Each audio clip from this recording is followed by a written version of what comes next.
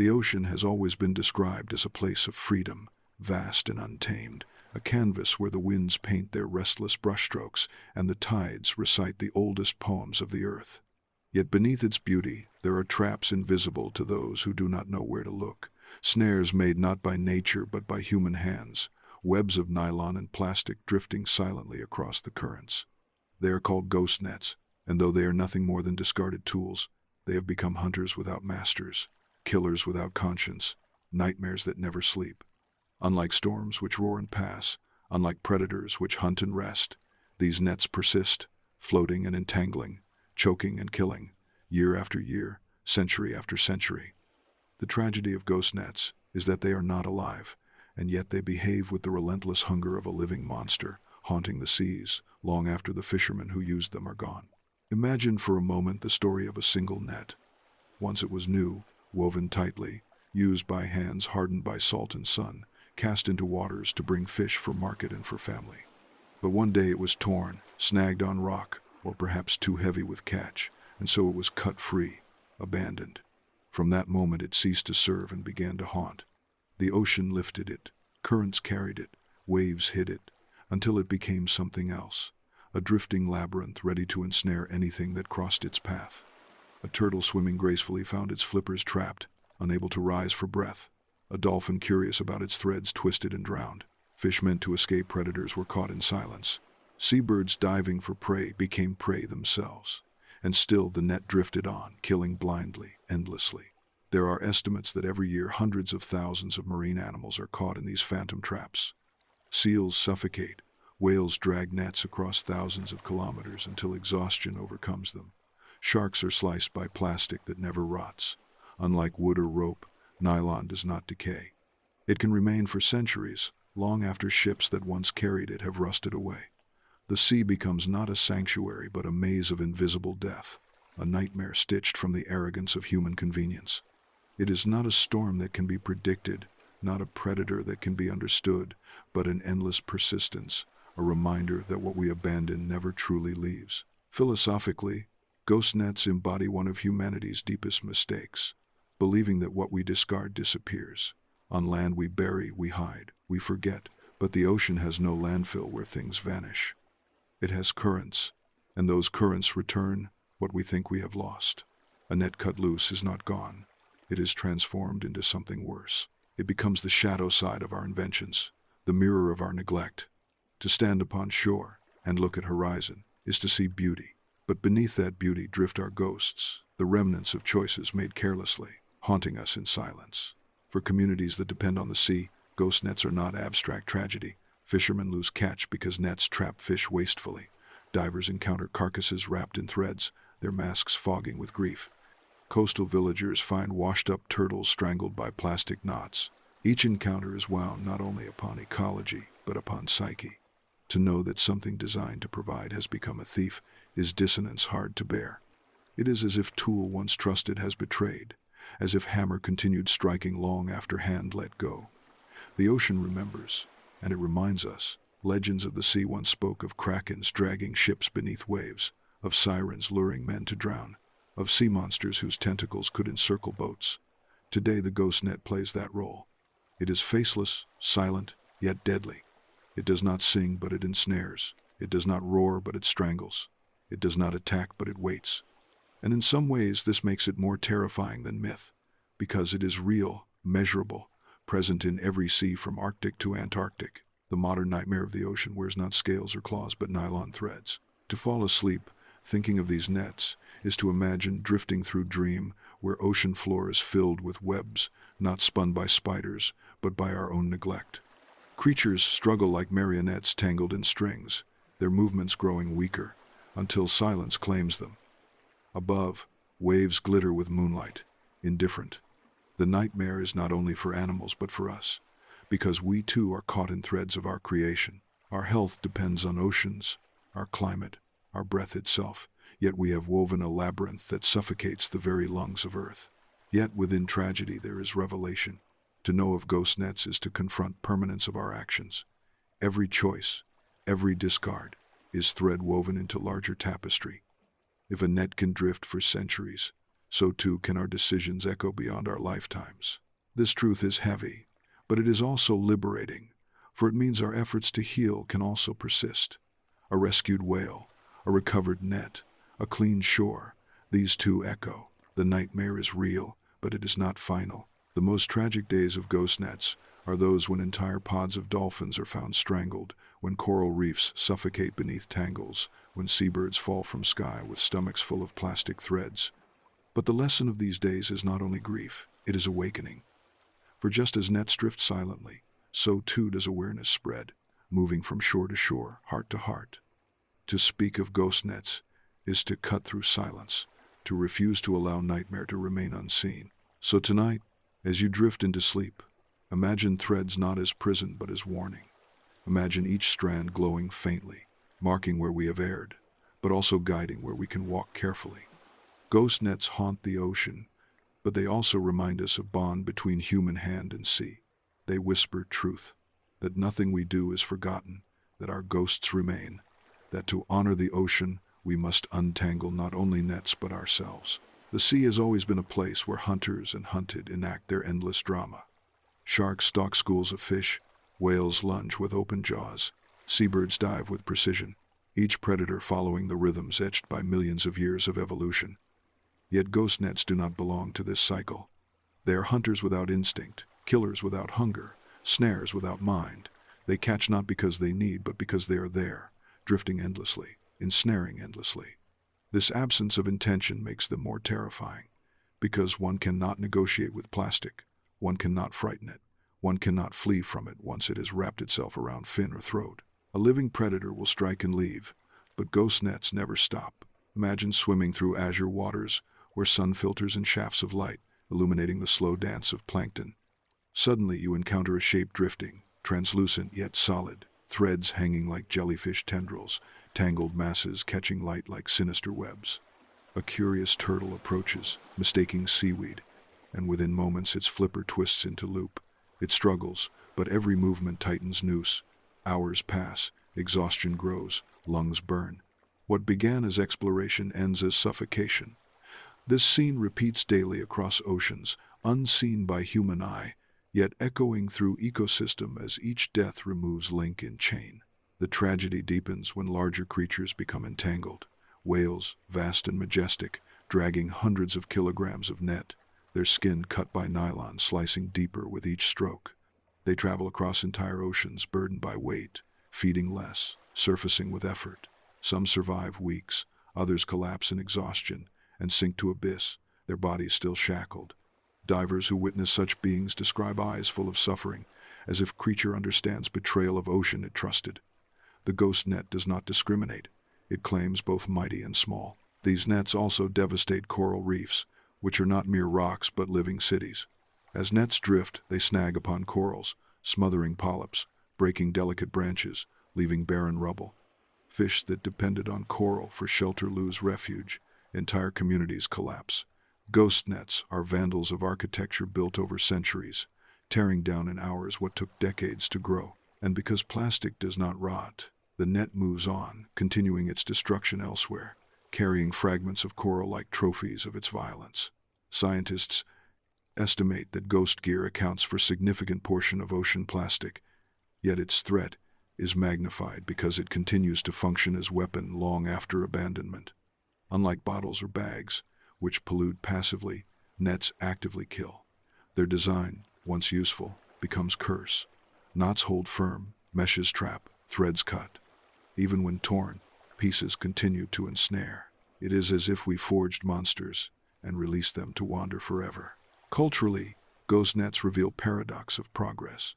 Humanity designed durable materials to serve need, but durability without responsibility becomes menace. We sought strength and created weakness, sought abundance and created waste. The hunter has become haunted, because fishermen who once relied on nets now face empty seas caused partly by their own tools turned rogue. This irony is a sharp reminder that our inventions carry double edges, that utility without foresight breeds nightmare. In myths of old, monsters often arose from human arrogance. Medusa cursed for pride, Prometheus punished for fire, Icarus fallen for flight. In same way, ghost nets are modern myth made fleshless. They are our Icarus wings, our hubris floating upon currents, punishing creatures who never sought them. They remind us that arrogance does not vanish when hidden beneath waves. It resurfaces, wrapped around flipper of turtle, knotted in gills of fish, strangling life silently.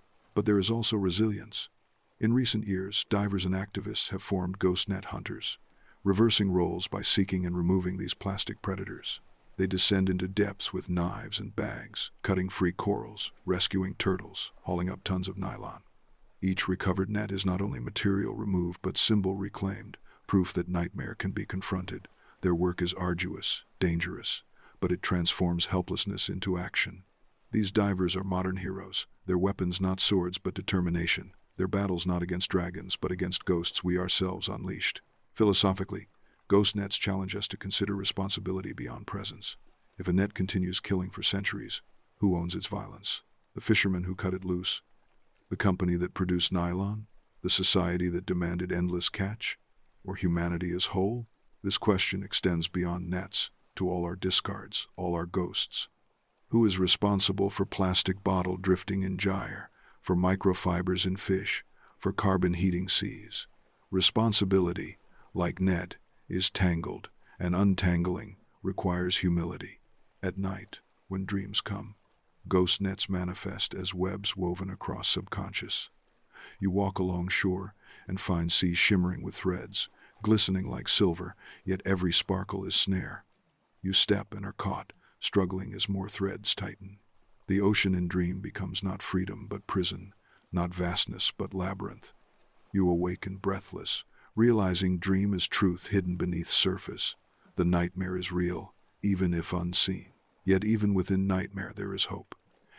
Every act of recovery, every child taught to respect ocean, every innovation designing biodegradable nets, these are stitches mending tear. If ghost nets are hunters without masters, then humanity must become healer without hesitation. Our responsibility is not only to stop creating ghosts, but to exorcise those already drifting. The ocean is vast, yes, but our determination can be vaster. To speak of ghost nets is to speak of shadows we cast upon sea. They are reminders that progress without wisdom becomes peril, that durability without conscience becomes curse. But to confront them is to show that even nightmares can be unmade. The hunters without masters can be captured, the traps undone, the ocean freed. The question remains, will we act before nightmare consumes too much, or will we continue sleeping as ghosts multiply? The world speaks often of epidemics that strike humanity, diseases that spread through contact, through air, through blood. But the ocean too suffers from its own epidemic, one without fever yet filled with death, one without visible scars on land but with uncountable wounds beneath the waves. Ghost nets are that epidemic, silent yet vast, invisible from satellites, yet covering entire gyres, weaving through every current like veins of shadow. They multiply not because they breed, but because they endure, because nylon refuses to yield to time, because once cast away they remain as if time itself were powerless. This is an epidemic without cure, unless we choose to intervene, without doctors, unless we ourselves become healers, without medicine, unless humility becomes antidote. Imagine walking into a forest and discovering snares hung upon every branch, invisible wires stretched across paths, animals caught and left to rot. The forest would feel cursed, haunted. Yet this is what divers encounter beneath the sea, moving through beautiful coral gardens, only to find corpses entangled, shells cracked beneath plastic, fish skeletons wrapped like ornaments upon invisible strings. The epidemic hides beneath beauty, and because it is unseen by majority, its tragedy is amplified by ignorance. What we do not witness, we do not mourn, and what we do not mourn, we do not change. The numbers are staggering. Millions of tons of fishing gear are lost or abandoned each year, forming drifting continents of entanglement. In certain regions, ghost gear makes up nearly half of all large marine plastic, yet numbers alone cannot convey suffering. One whale dragging net for months, one turtle suffocating, one coral reef broken apart. Each story is universe collapsed. Each life lost is thread cut from grand tapestry of the ocean. The epidemic is measured not only in tons but in silences, in songs of whales interrupted, in migrations unfinished, in reefs turned into graveyards. For coastal communities, the epidemic carries economic cost. Nets drifting continue to trap fish that will never be eaten, reducing populations, straining livelihoods. Fishermen return with empty nets, because ghost nets have already harvested indiscriminately. Tourism suffers when divers encounter not wonder but tragedy, when beaches are littered with plastic skeletons. Even shipping lanes face danger, as large nets entangle propellers, endangering crews and vessels. The epidemic is ecological, cultural, and economic, spreading across all layers of relationship between humanity and sea. Yet unlike natural epidemics, this one is entirely of our making. It is not virus born of mutation, not bacterium carried by wind, but artifact of choice. We design plastics to last, and they do. We design nets to capture, and they do, forever. This epidemic has no origin beyond us, no villain beyond reflection in mirror. That truth is heavy, but it is also empowering. For what we created we can uncreate, what we unleashed we can restrain. Responsibility is burden but also power. Philosophically, the epidemic of ghost nets challenges perception of permanence. We live believing that our discards vanish, that once out of sight they are gone.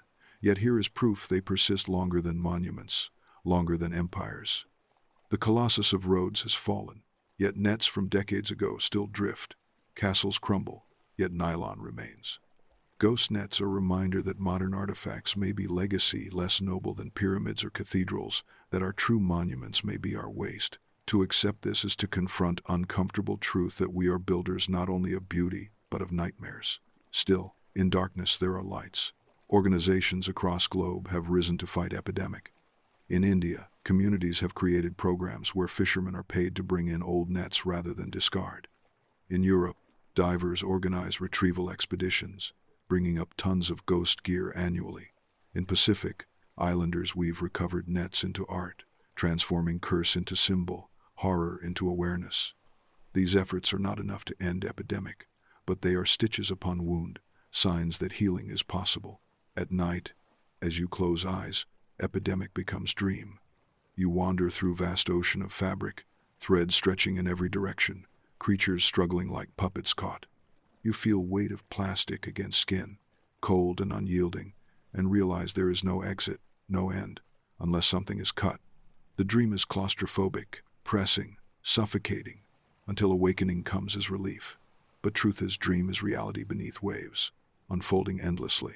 The lesson is urgent. Epidemics ignored spread, ghost nets left untouched, multiply their toll, accumulate their victims, weave denser labyrinths.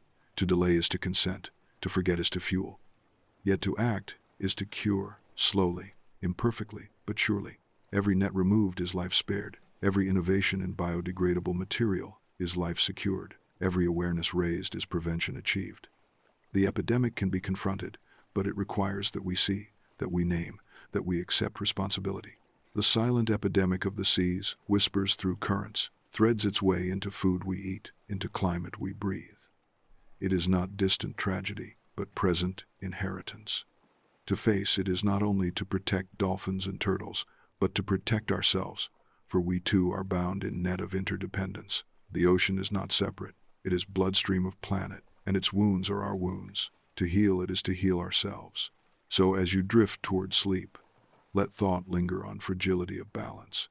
Epidemics remind us that life is delicate, that neglect has cost, that silence is complicity.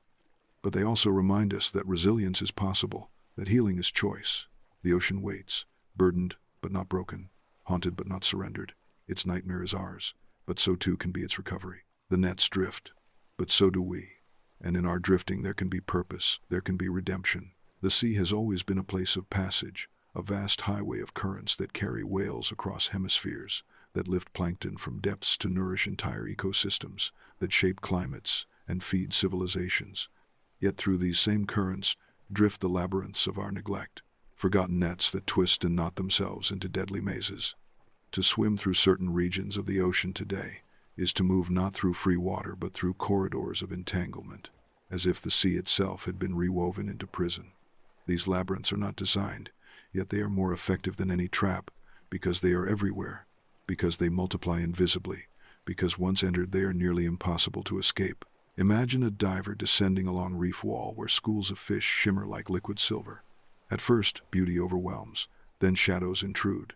Tangled masses of nylon hang suspended, strands covered in algae, swaying like sinister curtains. Small fish dart in, some finding refuge, others finding tomb. A turtle struggles half-hidden, flipper twisted, eyes wide. The diver approaches with knife, cutting carefully, each slice against nylon like liberation, yet also like confession, acknowledging that it is we who built this labyrinth, we who filled sea with walls. This scene repeats daily, thousands of times across world. Divers turned rescuers, labyrinths turned graveyards. What makes ghost net labyrinths especially tragic is their persistence. Unlike traps of myth, which dissolve when monster dies, these remain long after purpose has ended. Fishermen who discarded them decades ago are gone, but nets endure, drifting still, catching still. They are traps without builders, prisons without guards, yet victims remain endless. In this way they resemble curses of legend, punishments that outlive those who invoke them, haunting generations. Ghost nets are curses written in plastic, binding sea with threads of forever. The labyrinth spreads beyond visible. Ocean currents carry fragments, thousands of kilometers, across boundaries, across time. A net lost in North Atlantic may wash ashore in West Africa. A fragment abandoned in Pacific may choke turtle in South America. These labyrinths are global, stitching continents together with invisible suffering.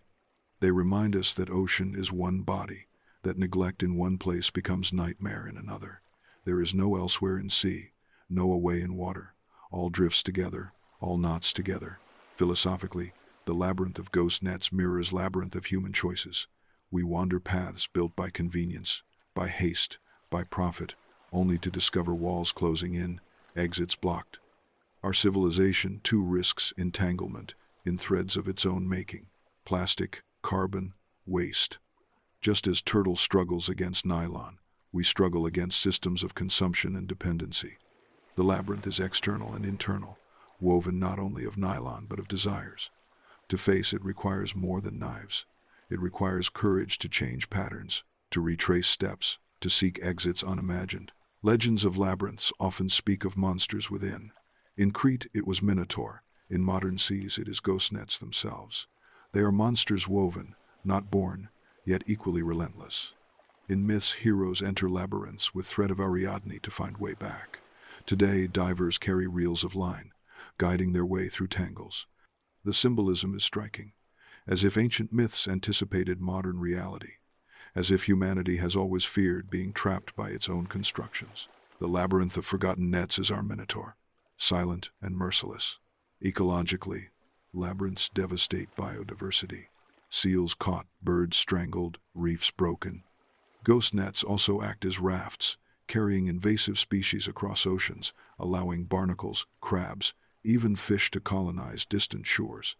Thus, nets not only kill directly but alter ecosystems, spreading imbalance.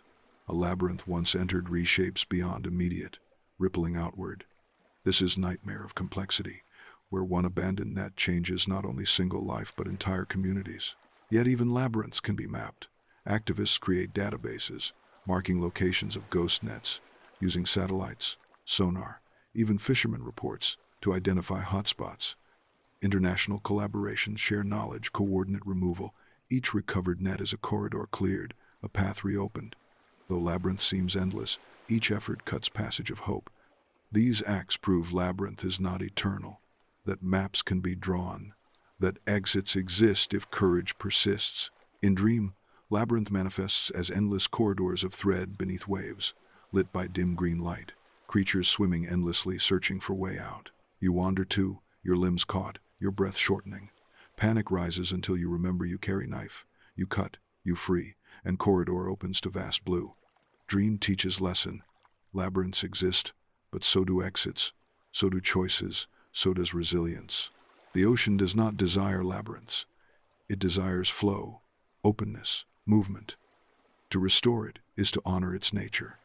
To leave labyrinths drifting is to betray that nature. Our choice is clear. We can wander forever in maze of our own making, or we can cut threads, reclaim openness, restore freedom to waves. Ghost nets are nightmares, but nightmares vanish when light is brought. To bring light is task of our time, our duty to see, our promise to future.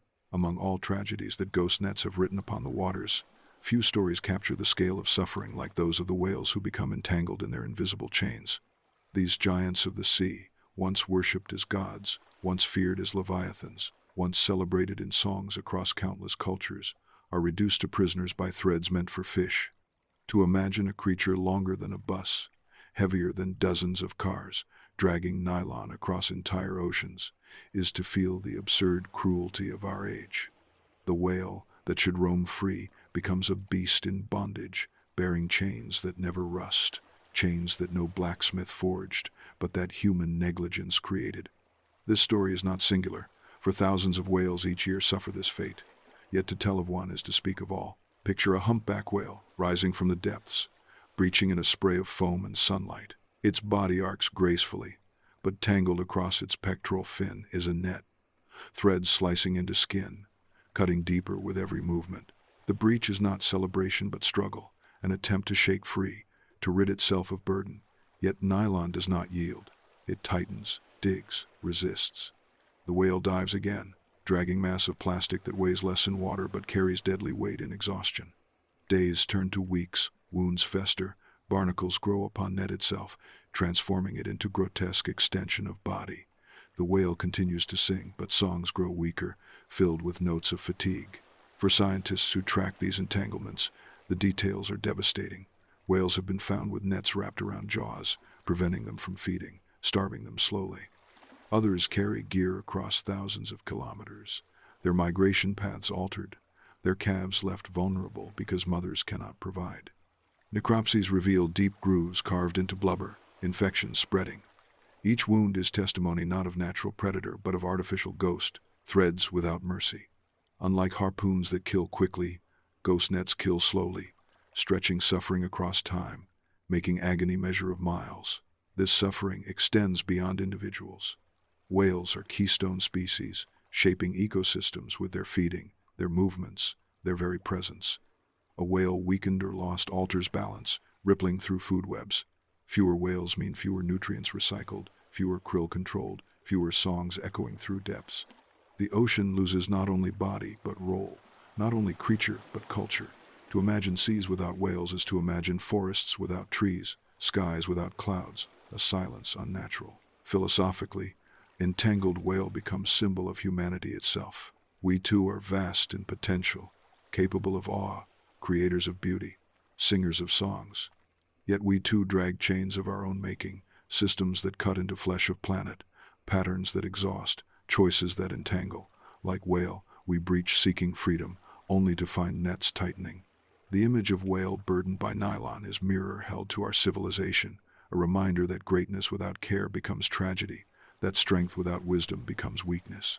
Yet in some stories, there is rescue. Teams of divers and marine biologists dedicate lives to disentangling whales. They approach cautiously, small boats alongside giants, knives in hand. With patience and courage they cut nets, slice threads, free fins. Sometimes it takes hours, sometimes days, but when final strand falls away, whale surges upward, breaching not in struggle but in triumph. Witnesses describe feeling vibration in chest, as if freed whale sang thanks. These moments are victories against nightmare, light against labyrinth. Each rescued whale is proof that ghosts can be defeated, that even chains across oceans can be broken. But rescues are rare, for ocean is vast and whales roam, where boats cannot follow. For every whale freed, countless others die unseen, their bodies sinking silently, carrying nets to seafloor where they continue killing as traps for crabs and fish. These underwater graves are hidden, their tragedy unrecorded, yet they are many.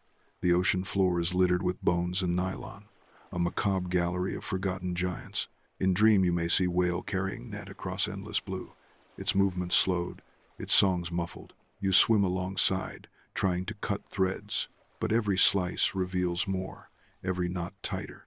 You awaken with sense of futility, but also urgency. Dream whispers truth, that unless we change, whales will continue to bear our chains. Ocean will continue to echo with songs of pain. The whale that carried chains across oceans is not only a story of suffering but warning. It tells us that durability without compassion creates prisons, that negligence creates chains, that even gods of sea can be humbled by plastic. Yet it also tells us that chains can be cut, that ghosts can be hunted, that nightmares can be undone. The question is not whether we can free ocean, but whether we will. So tonight, as you drift towards sleep, imagine whale breaching free, nets falling away, body rising in pure arc of joy. Imagine ocean filled not with labyrinths, but with songs, not with chains, but with freedom. Imagine that our choices can shape such future, that our hands can cut ghosts, that our hearts can redeem sea. For in end, ocean's story is ours, and whether it becomes tragedy or triumph depends upon threads we weave, upon chains we choose to cut, upon ghosts we choose to lay to rest. The ocean floor, in many places, is a kingdom of color, where corals bloom like underwater forests, where fish dart like sparks between branches, where the architecture of life is both fragile and enduring. Yet when ghost nets descend upon these cities, beauty turns to cemetery. Coral polyps suffocate beneath layers of nylon, branches snap under weight of plastic, fish that once found shelter find only death.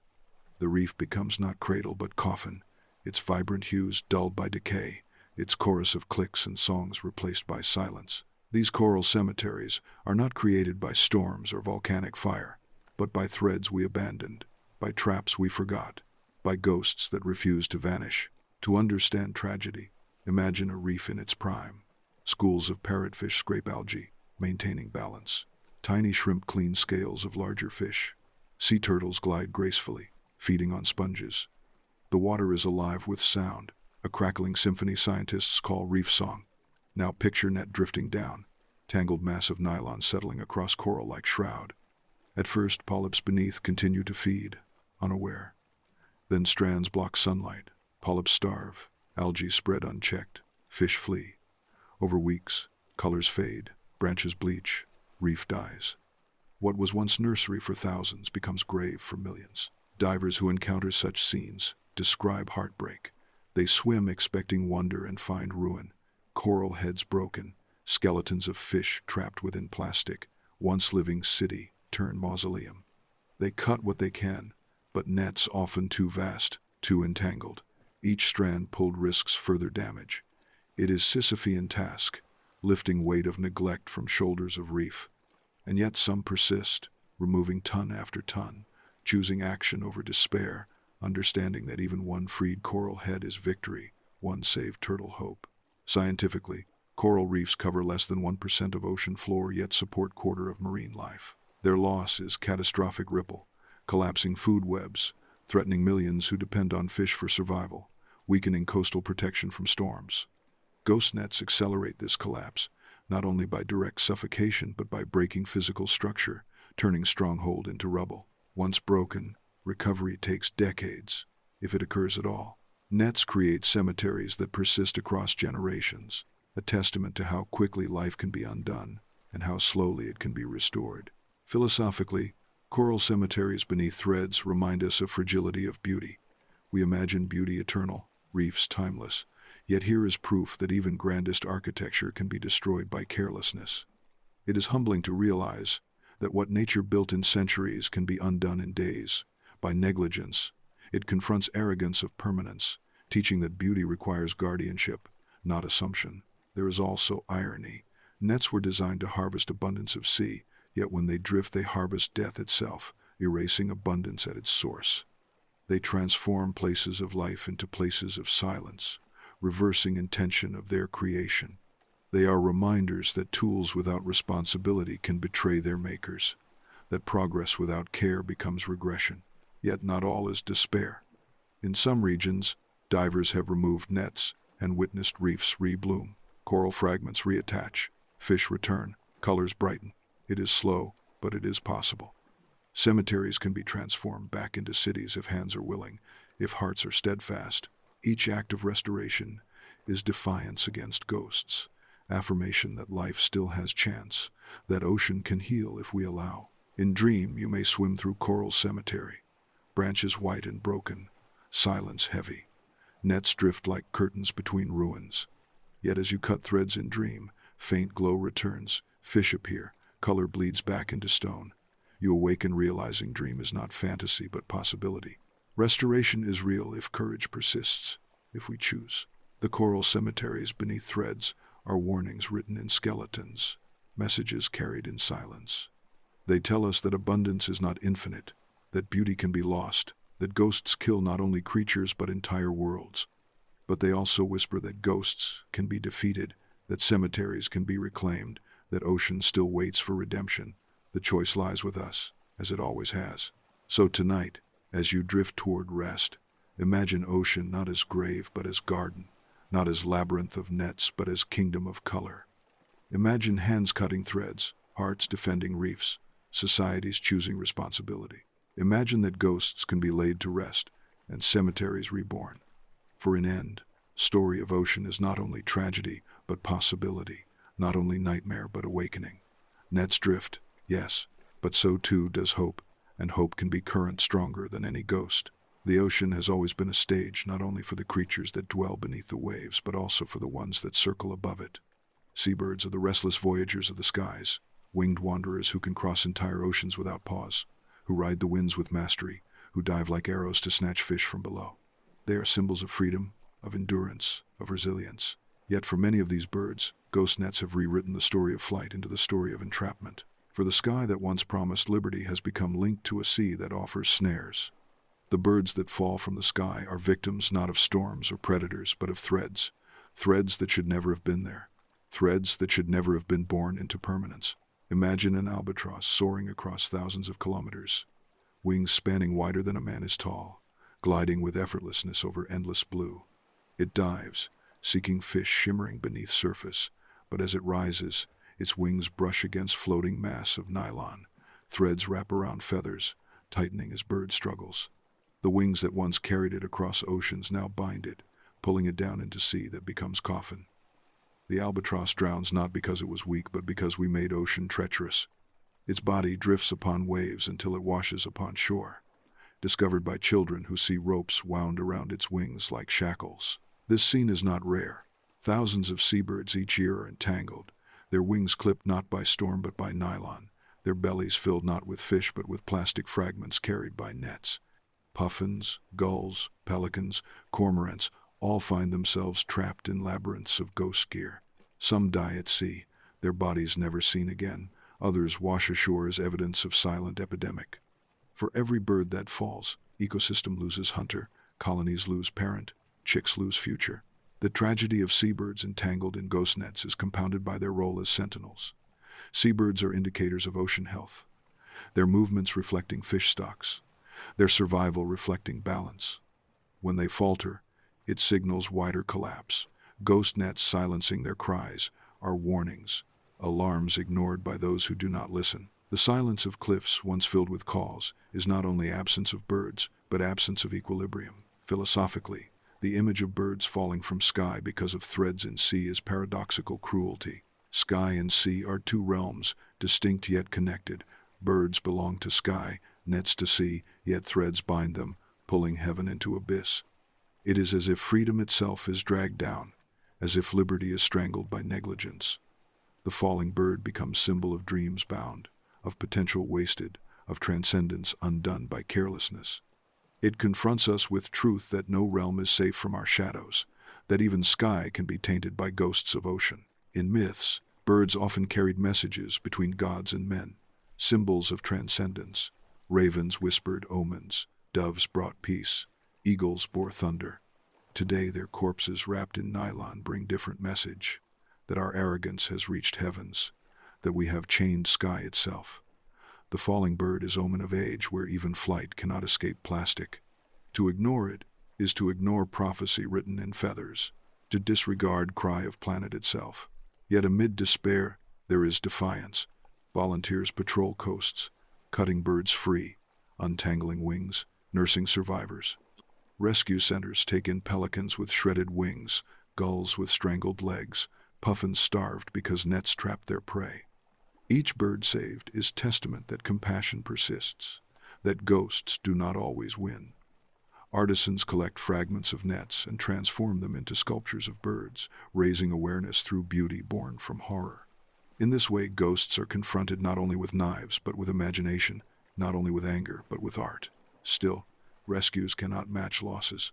Ocean is vast, ghosts too many, birds too numerous. For every one saved, countless more perish unseen. The cliffs grow quieter, skies emptier. The silence becomes a oppressive reminder that liberty is fragile, that wings can be clipped by threads we never see, that freedom requires vigilance. In dream, you may stand upon cliff, watching seabirds wheel in sky, their cries sharp against wind. Suddenly they vanish, falling one by one into sea, wings bound by invisible cords. You scream, but no sound emerges. You awaken with sense of grief, but also resolve, realizing that dream was truth of ocean, that silence is spreading. The dream demands action, whispers that we cannot allow skies to empty. The birds that fell from the sky remind us that boundaries between realms are illusions.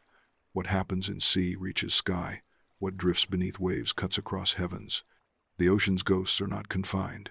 They expand, they invade, they conquer. Yet they also remind us that freedom is not gift but responsibility, that liberty requires defense.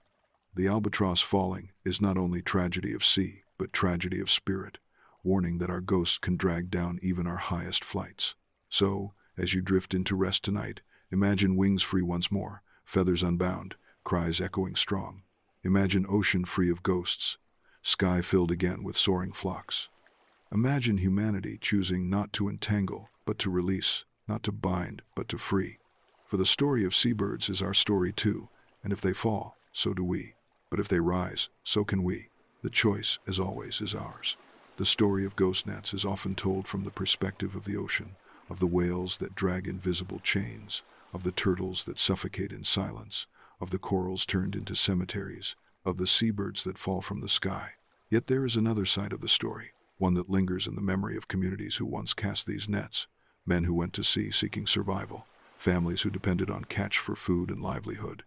The forgotten fishermen are ghosts themselves, their choices drifting across centuries, their shadows carried not only by memory, but by nylon that outlives them. To speak of ghost nets is to speak also of the people who left them behind, willingly or unwillingly, deliberately or in desperation, who never imagined their tools would become curses. Picture a fisherman of decades past, rising before dawn, repairing nets with calloused hands, his boat a fragile shell upon immensity. He casts nets not with malice but with hope, praying for enough fish to feed children, to sell at market, to pay debts. Yet storms come suddenly, nets are lost to waves, gear is cut to save boat. In that moment, survival demands sacrifice, and net becomes offering to sea. The fisherman returns ashore relieved, perhaps ashamed, never thinking that net will drift beyond his lifetime, beyond even memory of his name, continuing to catch when he no longer breathes. His descendants may never know, but ocean remembers, for nets endure. Ghost nets are shadows of human poverty as much as of human negligence. In wealthier nations, regulations exist, disposal systems are possible, yet still nets are discarded for convenience. In poorer regions, fishermen have little choice, no facilities for recovery, no resources to replace gear properly.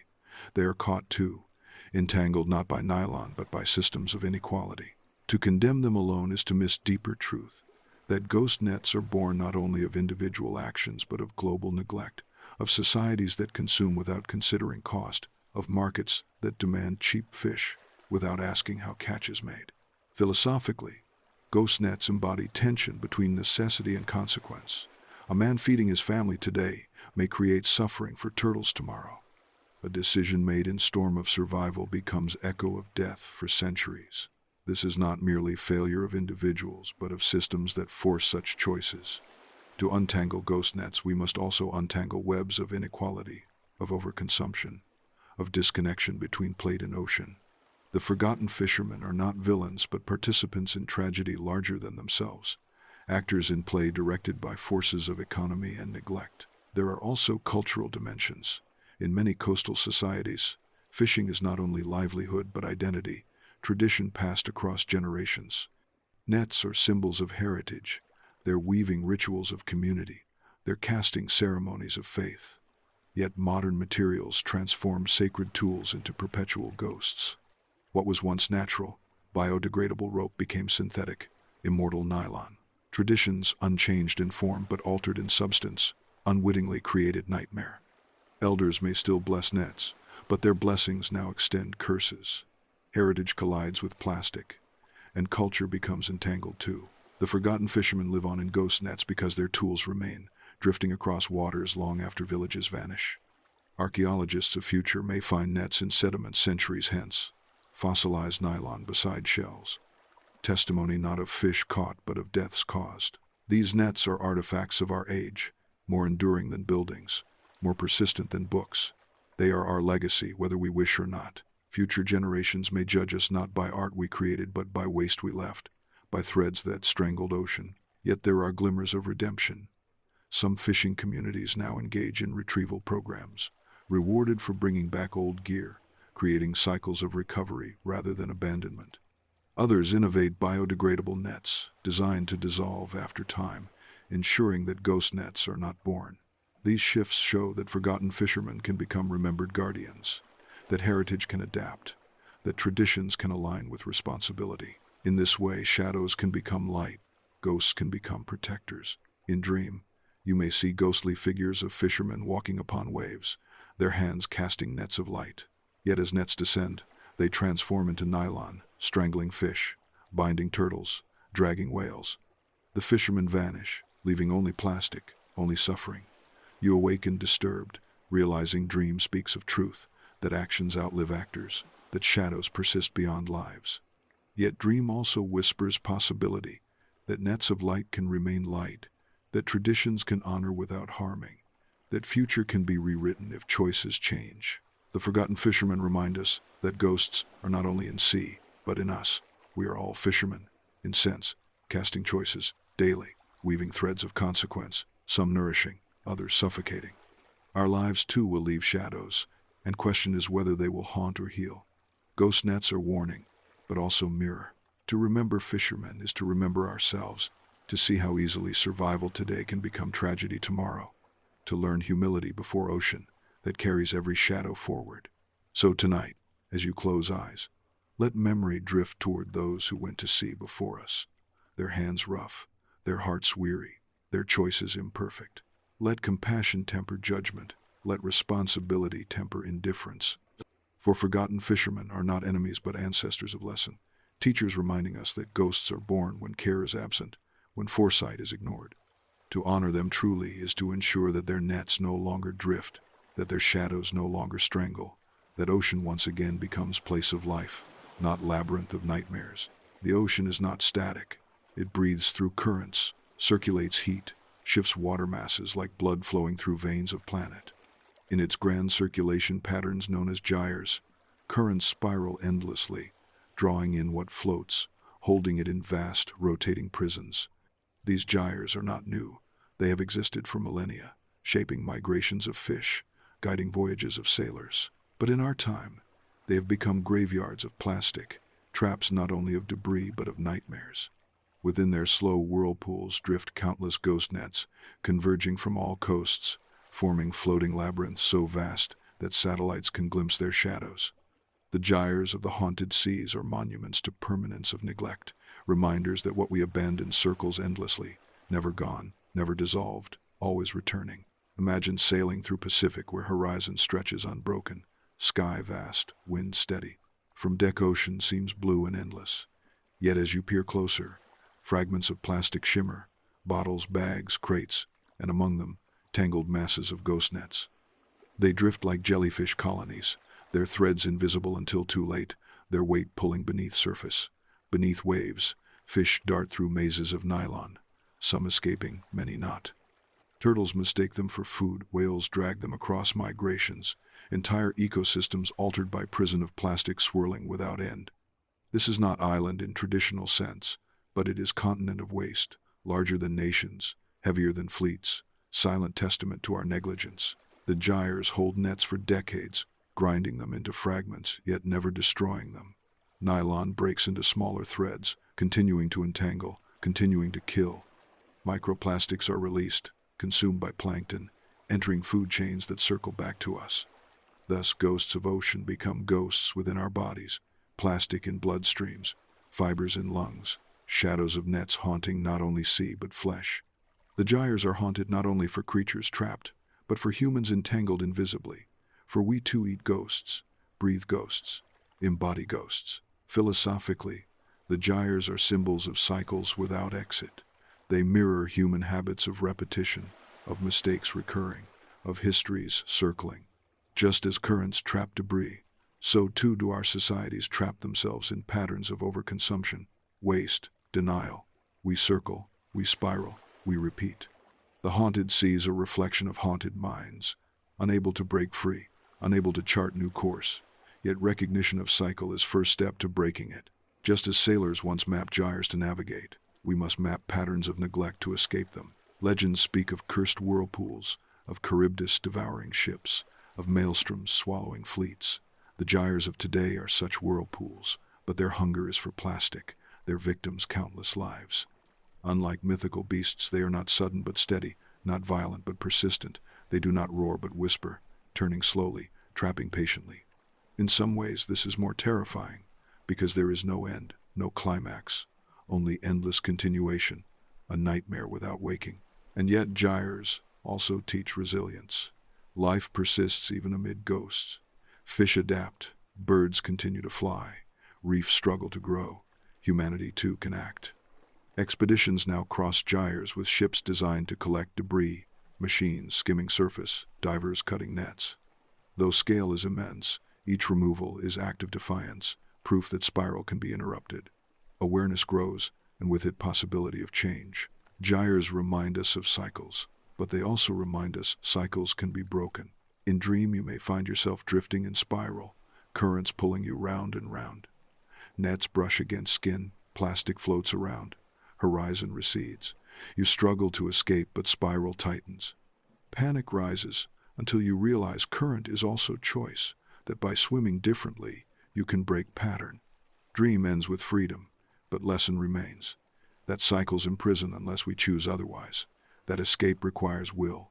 That haunted seas reflect haunted choices. The gyres of the haunted seas are vast, larger than comprehension, heavier than calculation, but they are not eternal. They exist because of us, and they can be diminished by us. They are reminders that our neglect does not vanish but accumulates, that ghosts do not disappear but multiply. To honor ocean is to break cycles, to cut spirals, to restore flow. The gyres are haunted, but haunting can be lifted, if courage persists, if choices shift, if humanity awakens. So as you drift tonight into rest, imagine ocean currents cleansed, gyres emptied, spirals flowing free. Imagine nets no longer circling but removed, ghosts no longer haunting but buried. Imagine humanity breaking its cycles, steering toward future unbound. For haunted seas need not remain haunted. The gyres can release their grip if we learn, if we act, if we dare.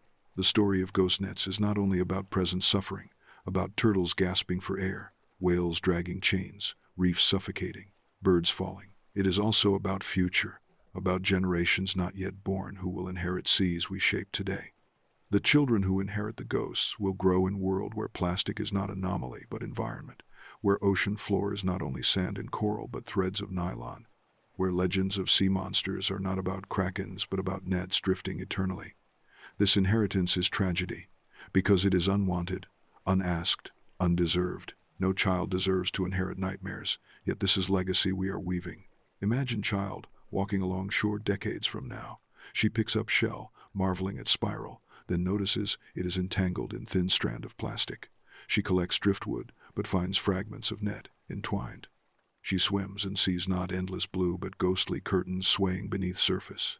For her, this is not surprise but normal. She grows believing ocean always haunted, never knowing seas once vibrant, once filled with song of whales unbound, with flocks of birds unchained, with corals blazing in color.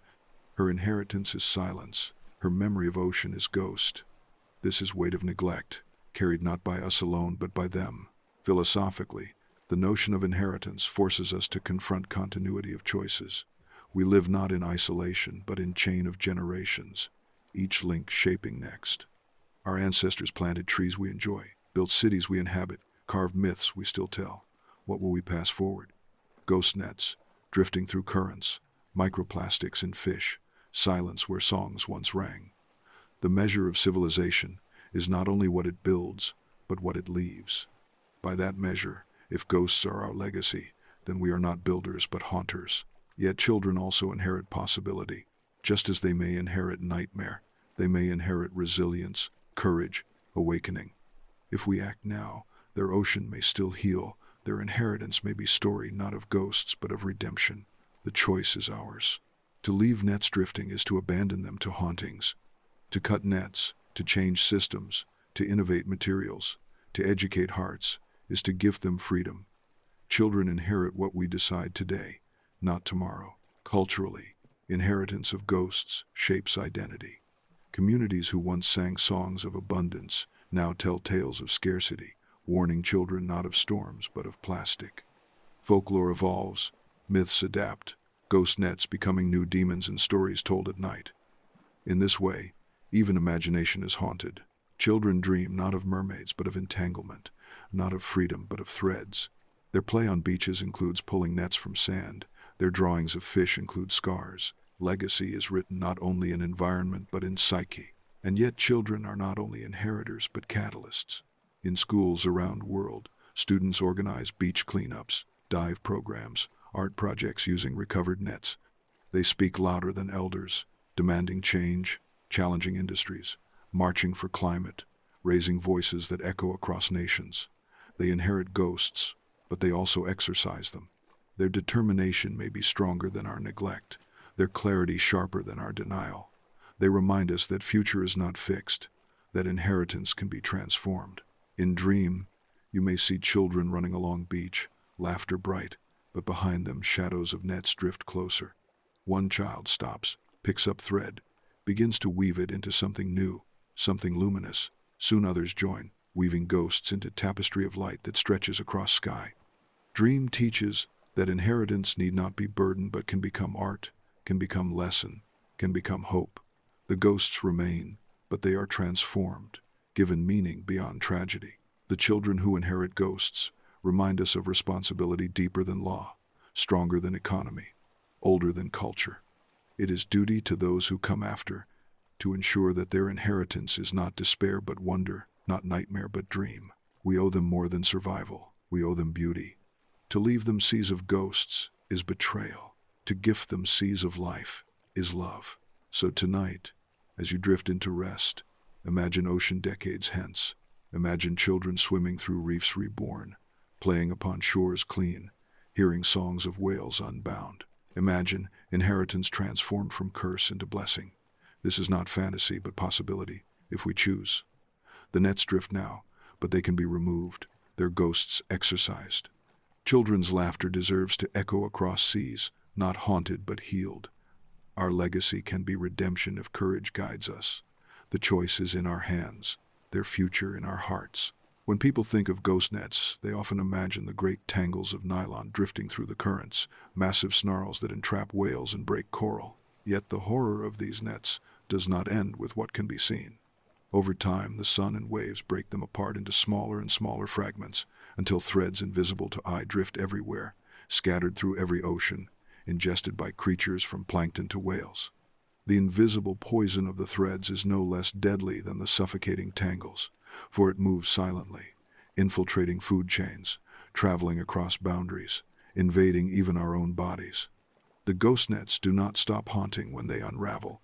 They continue as dust of plastic, spectral particles binding sea and humanity alike. Picture plankton, microscopic drifters, base of marine food web, absorbing fragments of nylon smaller than grain of sand. Tiny fish consume plankton, larger fish consume them, and so chain grows, carrying plastic upward. Seabirds feed on fish filled with fragments. Whales filter millions of liters of water laced with microplastics. Humans harvest seafood now flavored with ghosts. In this way, nets unravel not only in sea but in us, their poison moving from hand of fisherman to mouth of child, from careless discard to bloodstream of society. What was once tool to catch fish becomes dust we ingest unknowingly, inheritance written not in myths but in molecules. Scientists have found microplastics in Arctic ice, in deepest trenches, in bottled water and human lungs. Ghost nets are a major source of these fragments, their resilience ensuring persistence. Nylon does not rot, it does not vanish, it does not forgive. Its threads fray into infinity, each smaller piece still plastic, still capable of harm.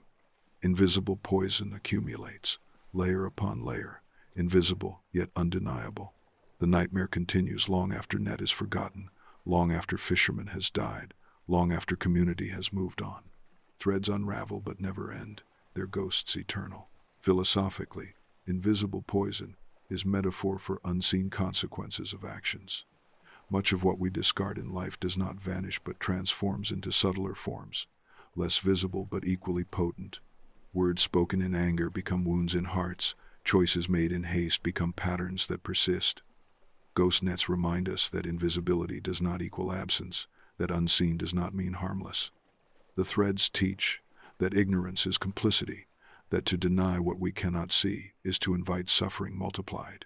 The poison also undermines trust in purity of ocean. Once seas were symbols of cleansing, their salt believed to heal, their vastness thought to purify. Now we know that even remotest wave carries fragments of plastic, that no beach untouched, no trench unpolluted. The sea that once symbolized renewal now whispers contamination. This shift is psychological wound, a loss of innocence, an awareness that we cannot escape consequences. To stand at shore and wonder if water holds ghosts is to realize depth of entanglement. Culturally, the invisible poison changes. Diets, economies, identities. Coastal communities reliant on fish face uncertainty. Consumers question seafood safety. Activists demand transparency. Entire industries shift as awareness grows, yet change is slow, slower than spread of threads. Meanwhile, fragments accumulate, each tide carrying more, each generation ingesting more. The poison is cumulative, both physically and spiritually. In dream, you may drink water clear as crystal, yet taste is bitter, unfamiliar. You look closer and see tiny threads, floating, invisible until revealed. They twist within, binding from inside. Panic rises as you realize no escape, that what sustains now poisons. You awaken unsettled, but dream reflects truth. We are already consuming ghosts, already inheriting poison. Nightmare is not future but present, yet awareness is first step. Invisible becomes visible when science illuminates, when stories spread, when voices speak. By naming poison, we strip it of silence. By acknowledging, we prepare to act. Solutions emerge. Biodegradable nets, cleanup efforts, policies banning discards, innovations filtering microplastics. These are beginnings, fragile yet necessary. They cannot erase what has spread, but they can prevent multiplication. Ghosts cannot be exorcised entirely, but their ranks can be thinned. The invisible poison of threads is warning that permanence without decay is curse, that resilience without responsibility is danger. It whispers that what we weave will unravel endlessly unless foresight guides us. Yet it also whispers that action matters, that even unseen battles are worth fighting, that invisible wounds can be healed by invisible care. So tonight, as you drift into sleep, imagine ocean cleansed not of all threads, but of despair. Imagine invisible poison replaced by invisible healing. Imagine future where what we create dissolves gently back into cycle of life, where ghosts are not born at all. For invisible need not mean inevitable. The nets unravel, but so can we unravel our mistakes, if we choose, if we care, if we awaken. The ocean has always been a battlefield, though its wars are rarely spoken of. Not the wars of navies clashing or cannons roaring across decks, but quieter conflicts where survival is wagered in silence. Predator and prey, storm and reef, current and shore, all wage their battles without trumpet or banner. Yet in this age, there is another war, one not waged by nature, but by neglect, not chosen by ocean, but imposed upon it. The silent war beneath the waves is fought between life and ghost nets, between freedom and entanglement, between creation and destruction. And though there are no generals and no treaties, its casualties number in millions, its campaigns spread across all seas, its battles unending. Imagine army without leader, weapons drifting unguided, killing without command. That is Ghost Net Legion, armies of nylon without master, drifting across gyres, lying in wait in reefs, strangling creatures at random. They do not sleep, they do not tire, they do not choose, and that makes them most ruthless of soldiers. In this war, dolphins are prisoners, turtles are casualties, whales are dragged into oblivion. Even corals, immobile architects of sea, are crushed beneath advancing armies of plastic. The ocean fights back with resilience, with currents that sometimes cast nets ashore, with storms that shred them, but ghosts always return, regrouping, persisting. Philosophically, this war reveals paradox of human power. We never intended to wage war on sea, yet through negligence we have become invaders, filling waters with weapons we do not even wield. It is war without strategy, yet devastation vast. War without victory, yet losses countless. The sea did not consent to this conflict, yet it bleeds daily. To frame ghost nets as soldiers is not exaggeration but truth of persistence, of destruction, of relentlessness. The silent war is not limited to wildlife. Fishermen too are caught in crossfire, losing gear, losing catch, losing livelihood. Ships are damaged, economies strained. Tourism declines when divers find corpses instead of wonder. Nations argue over responsibility, but while debates circle, war continues. The battlefield is everywhere. Arctic ice, tropical lagoons, deep trenches, shallow bays. No coast is spared, no realm untouched. Yet wars also awaken heroes. Around world individuals and groups rise as defenders, cutting nets, rescuing creatures, innovating solutions. They are soldiers of compassion, armed with knives and determination, patrolling coasts, diving reefs, sailing gyres. Their victories are measured not in captured territory but in freed lives, not in defeated enemies but in reclaimed hope. Though war is vast, their courage is vaster, proving that humanity can fight not only against ocean but for it. Culturally, the silent war changes our myths. Once sailors feared krakens, now divers fear nylon tangles. Once legends spoke of battles between gods of sea, now our stories recount battles against our own ghosts. We have become our own monsters, but we can also become our own saviors. Myth evolves, and perhaps future generations will tell legends, not of entanglement but of liberation, not of ghosts but of guardians. In Dream, you may find yourself walking across seafloor, battlefield littered with bones and plastic. Nets drift like banners of defeated army, yet they continue to snare, to kill. You feel helpless until you draw knife of will. Begin cutting, freeing, undoing. Slowly battlefield transforms, life returns, colors bloom. You awaken with sense that Dream was call to arms, reminder that silent war demands warriors, that we cannot stand aside. The silent war beneath waves is not inevitable. It is consequence of choices, and thus it can be changed by choices. To end war requires innovation, cooperation, humility. Biodegradable nets that dissolve after time, policies enforcing retrieval, markets valuing sustainability, communities empowered to protect. These are strategies. These are weapons of peace. If adopted, war can end, ghosts can be laid to rest, ocean can heal. So tonight, as you close eyes, remember that sea is battlefield but also sanctuary. It bleeds, yes, but it breathes still. It suffers, yes, but it sings still. Its war is silent, but its lessons are loud. Ghost nets haunt, but they need not prevail. If we choose compassion over neglect, foresight over arrogance, action over indifference, then silent war can become peace beneath waves. And in that peace, life will bloom again, stronger for having endured, brighter for having been defended, eternal for having been remembered. Across human history, civilizations have measured their greatness by what they built, and by what they left behind. Egyptians built pyramids of stone, Greeks built temples of marble, Mayans built cities aligned with stars. These monuments were expressions of permanence, symbols meant to echo through centuries. Yet as we gaze upon ocean today, we see a different kind of monument rising, one not of glory but of shame, not of reverence but of negligence. The monuments of plastic are the ghost nets drifting endlessly, accumulating into cathedrals of death beneath waves, vast structures, unintended yet undeniable. They stand as testimony of age, not defined by marble or bronze, but by synthetic threads, immortal yet hollow, eternal yet destructive. Picture seafloor, where ghost nets have layered for decades. They entangle with each other, forming massive domes of nylon, hollow interiors, where skeletons of fish and turtles pile like relics. These are not reefs built by corals nor caves carved by currents, but temples of plastic constructed by neglect, sanctuaries of despair. Divers who encounter them describe eerie majesty, as if entering cathedral of ghosts, light filtering through nylon strands, like stained glass of sorrow.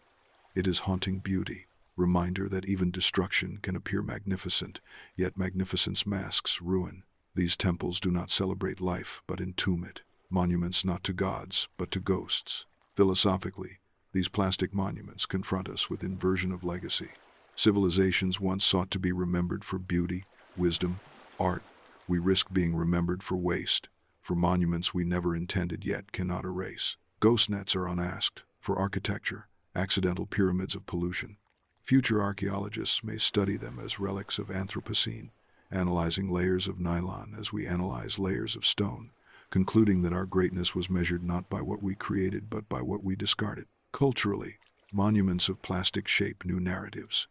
Just as ruins of ancient temples inspire awe and myth, so too may ghost net structures. Children told of haunted cathedrals beneath waves may imagine them as cursed palaces of forgotten gods. Myths may grow around them, legends of monsters dwelling within plastic domes, of spirits bound to nylon walls. In this way, even neglect becomes myth. Ghosts woven into stories of future. Yet these myths will not inspire reverence but warning, not pride but caution. The temples of memory, however, need not be plastic alone. They can be choices we make to remember ocean differently. Communities build memorials from recovered nets, sculptures that honor both tragedy and hope. Artists weave nylon into installations, transforming waste into message, raising awareness through beauty. These acts shift narrative from despair to resilience, from monuments of neglect to monuments of redemption. They remind us that memory is not fixed, that what we choose to commemorate shapes how future remembers. In Dream, you may wander through vast cathedral beneath waves, nylon strands glowing like stained glass, fish skeletons lining walls like saints. You feel awe, then grief, realizing this temple was built not by faith but by abandonment. As you walk, you begin to cut threads, and slowly cathedral collapses, releasing life, transforming ruin into open sea. Dream teaches that monuments need not endure, that even temples of ghosts can be dismantled, that legacy is not destiny. Scientifically, structures of ghost nets alter ecosystems, creating artificial habitats where some species thrive while others perish. Certain fish shelter in plastic domes, predators adapt to hunt within mazes, yet balance is distorted, diversity reduced. What may seem refuge is actually trap, cycle of death, disguised as sanctuary. These monuments deceive not only eyes but ecology, creating false stability masking deeper collapse. The monuments of plastic and temples of memory remind us that legacy is double-edged. We will be remembered for what we build, but also for what we fail to dismantle. To allow ghost nets to persist is to accept monuments of shame. To remove them, to repurpose them, to transform them into art and awareness, is to reclaim memory, to redirect legacy. We cannot undo past, but we can shape how future tells story. So, as you drift tonight into sleep, imagine ocean free of cathedrals of nylon. Imagine reefs restored as true temples of life. Imagine monuments not of ghosts but of guardianship. Imagine that when future remembers us, it remembers not neglect but redemption, not abandonment but awakening. For monuments need not be prisons, they can be promises. And promises, if honored, can echo longer than stone, longer than plastic, longer than ghosts. The most terrifying nightmares are not those that scream, but those that whisper. The same is true of ghost nets, for while massive tangles dragging whales and breaking reefs are visible tragedies, the greatest horror may be the silence with which these nets drift across oceans, unseen and unnoticed. They do not roar like storms, they do not blaze like fire, they do not announce their presence. They move with currents, invisible to satellites once submerged, slipping through waters as if they were shadows incarnate. The nightmares that travel in silence are the most insidious, for they kill without spectacle, they persist without attention, they multiply without sound. Picture ship sailing across calm sea at dawn. Crew sees horizon empty, waters sparkling, sky painted in pink. Yet beneath vessel, a ghost net drifts, stretching across seafloor like curtain, ensnaring fish by thousands. The sailors never notice. Catch dwindles, ecosystem collapses, but surface remains serene. This is the cruelty of silent nightmare, its mask of tranquility. To casual observer, ocean appears infinite, pure, unbroken. In truth, beneath waves labyrinth of nylon strangles, killing unseen, rewriting ecosystem in silence. By the time evidence appears in empty nets, in dying reefs, in starving birds, damage is already done. Philosophically, silent nightmares mirror hidden consequences of human action. Much harm in world is not immediate or visible. Words unkind may linger in hearts. Systems unjust may erode lives quietly. Neglect may corrode foundations long before collapse. Ghost nets teach us that silence is not absence, but presence hidden, that what we cannot see can destroy more deeply than what we confront directly. They remind us that vigilance requires imagination, that care requires foresight, that guardianship means listening even for whispers. In myths, nightmares often travel at night, invading sleep without noise. Ghost nets are such nocturnal phantoms, drifting unseen, entering dreams of ocean itself. Just as dreams reveal truths we ignore, nets reveal negligence we deny. They are nightmares not because they are supernatural, but because they are entirely human, entirely preventable, entirely chosen. Their silence indicts us, showing that ignorance is not innocence but complicity. Scientifically, ghost nets kill silently because they create feedback loops invisible until collapse. Nets trap predators, prey multiplies unchecked, algae bloom, oxygen diminishes, dead zones form. At first change is subtle, unnoticed, then ecosystems unravel. By time humans detect, silence has already shouted through death counts. The lag between cause and effect is weapon of silence, ensuring that by moment of recognition, damage is vast. Communities too inherit silent nightmares. Fishermen wonder why catch diminishes, unaware that nets lost years ago continue to trap. Coastal towns notice fewer seabirds. Divers find reefs barren, but connection to ghost nets remains hidden. Without visibility, blame shifts elsewhere, to storms, to climate, to fate. Meanwhile, ghosts drift, killing quietly, laughing at our blindness.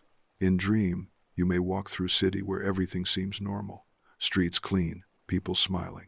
Yet you sense unease, shadows lengthen, whispers follow. You discover beneath city sewers filled with nets, dragging lives down silently, poisoning foundations. No one else sees, no one else listens. You scream, but no one hears. Dream reflects reality of ocean, where silence hides catastrophe, where nightmares travel unseen. And yet silence can be broken. Divers share stories, scientists publish data, filmmakers reveal footage, activists amplify voices. Each act is crack in silence, each revelation turning whisper into roar. Once seen, ghosts cannot be unseen. Once acknowledged, they demand response. Awareness is antidote to silence, light antidote to shadow. Silent nightmares lose power when named, when told, when remembered. The nightmares that travel in silence remind us that indifference is accomplice, that ignorance is permission. They challenge us to open eyes, to listen for whispers, to act before screams. They remind us that calm surface does not mean calm depths, that serenity may hide suffering, that peace without awareness is illusion. Yet they also remind us that silence can hold not only ghosts, but also dreams, that in quiet we can imagine solutions, nurture courage, conceive redemption. So tonight, as you close your eyes, remember that silence is not absence. Beneath waves, ghosts drift, but so too does hope. Nightmares travel, yes, but so can dreams. And dreams, if strong enough, can transform silence into song, can turn ocean from haunted into healed. The choice lies not in silence, but in whether we break it, whether we speak, whether we listen. Every story of nightmare seeks its ending, and every ending holds within it possibility of awakening. The saga of ghost nets is heavy with despair, yet it also contains seeds of redemption, for the same hands that abandoned nets are capable of lifting them. The same minds that ignored can choose to act. The same hearts that looked away can now defend. The awakening of the ocean's keepers is not prophecy written in stone. It is choice waiting for courage. If ghosts haunt seas, guardians can exorcise them. If silence suffocates, voices can rise. This awakening begins not in governments or industries alone, but in single individuals who decide ocean matters, who see ghosts and refuse to let them drift unchallenged. Around the world, movements grow. Divers form brigades to cut nets from reefs, risking entanglement themselves to free turtles and dolphins. Fishermen return abandoned gear, incentivized by programs that pay for retrieval instead of discard. Engineers design biodegradable nets that dissolve after months, breaking curse of immortality. Artists sculpt installations from recovered nylon, transforming waste into message, despair into inspiration. Children organize beach cleanups, their laughter mingling with determination, showing that next generation is not only inheriting ghosts but also learning to fight them. These are keepers of ocean, awakened not by law but by love, not by fear but by responsibility. Philosophically, awakening of keepers reveals truth of stewardship. Humanity is not separate from ocean but intertwined, as threads in one vast net of existence. To abandon ocean is to abandon ourselves. To defend ocean is to defend future. Ghost nets are reminders of negligence, but they are also opportunities to choose differently. Awakening means realizing that legacy is not fixed, that redemption is possible, that nightmares are not eternal unless we allow them. It means shifting from conquerors of sea to guardians of it, from haunters to healers. In myths, heroes awaken to defend their people, called by gods or fate. In our time, heroes are ordinary, called not by thunder but by silence of reefs, not by prophecy but by cries of seabirds, not by omens but by knowledge. Their battles are not against dragons but against nylon threads, yet struggle no less epic, no less vital. Each cut of knife against ghost net is heroic act, each freed turtle legend in itself. These stories deserve to be told, for they inspire others to awaken, to join guardianship. The awakening is not easy. Ghost nets are countless, oceans vast, challenges immense. There will be setbacks, failures, despair, yet persistence matters more than perfection. Each victory ripples, each action inspires, each choice accumulates. Like currents joining to form gyres, so too can small acts join to form tide of change. Awakening is collective dream, realized step by step, cut by cut, choice by choice. In dream, you may find yourself standing on shore, watching horizon dark with drifting ghosts. At first you feel despair, but then others gather beside you, knives in hands, nets in boats, determination in eyes. Together you wade into sea, cutting, lifting, clearing. Slowly horizon clears, waters brighten, songs return. You awaken with sense that dream is map, showing that awakening is not solitary but communal, that guardianship is shared, that we are many if we choose. Scientifically, awakening means applying knowledge with wisdom. Policies banning discards must be enforced, recycling programs expanded, markets reshaped to value sustainability. Education must spread, innovations encouraged, accountability demanded. These are structures of awakening, necessary to ensure courage of individuals is not wasted, that guardianship is systemic, not sporadic. The war against ghosts is not won by emotion alone, but by union of heart and science, will and strategy, compassion and structure. Culturally, awakening can reshape myths once again. Ghost nets need not remain monsters in our stories. They can become cautionary tales of past, lessons that shaped future, shadows that guided us toward light. Future generations may speak not of haunted seas but of healed seas, not of nightmares but of triumphs. Legends may grow around keepers of ocean, those who fought ghosts and won, those who awakened world to responsibility. These myths will not be warnings alone, but celebrations, songs of gratitude sung by waves themselves. The awakening of ocean's keepers is called to each of us, whether diver or child, fisherman or artist, scientist or dreamer. Each can play a role. Ocean does not demand perfection, it demands presence. It asks not that we erase all ghosts at once, but that we refuse to create more, that we cut threads when we see them, that we speak when silence tempts. Awakening is not single act, but lifelong posture, a way of seeing ocean not as resource to consume, but as relative to protect. So as you drift tonight into final rest of this tale, imagine seas no longer haunted but alive. Imagine reefs blazing in color, whales singing without chains, seabirds soaring unbound, children inheriting not ghosts but gardens of blue. Imagine legacy not of nylon but of love, not of silence but of song. For ghosts are real, but so too is redemption.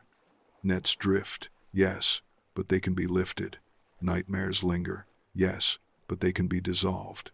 And when keepers awaken, ocean awakens with them, rising not as grave but as cradle, not as haunted abyss but as eternal home.